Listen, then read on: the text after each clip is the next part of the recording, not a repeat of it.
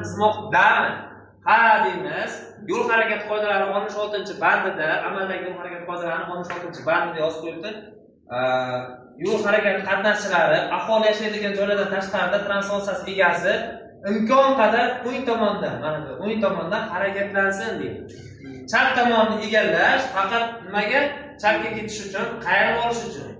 Bu agar mana bu holatimizda biz qo'g'uch deymizmi? Qo'g'uch hisoblaymiz. Nimaga deganmiz? O'rtada ikkita chizig'imiz bor. Bu ajratuvchi mintaqa emas, qarama-qarshi tomon yo'nalishni o'zgartirib ikkiga ajratyapti.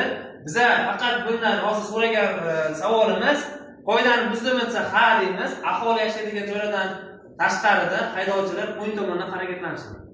Bu tezlanish bo'lagi bo'ladi. Keyin mana shu oldida transport vositasi, o'ng tomonda transport vositasi bo'ladigan bo'lsa, bu aylanib o'tsa uni orqa tomondan o'zini bo'lagidan chiqib, aylanib o'tadigan bo'lsa, qo'zg'ish bo'ladimi? Yo'q. Aylanib o'tish. O'zib ketish ham bo'lmaydi, faqat bu aylanib o'tish bo'ladi. Agar mana bu o'tgan mana shu bo'lakda ham transport vositasi bo'lsa, bu bo'lakda qizil avtomobilimiz undan tezlikda harakatlan 20 km, 10 km tezlikda ortiqroq harakatlanadigan bo'lsa, o'zib ketgan bo'ladi. Agar bularning o'rtasidagi chizig'imiz uzoq bo'lib, ikkita chiziqda ham uzoq bo'lishi mumkin, lekin chap ketish uchun qayerga olishdan foydalanamiz.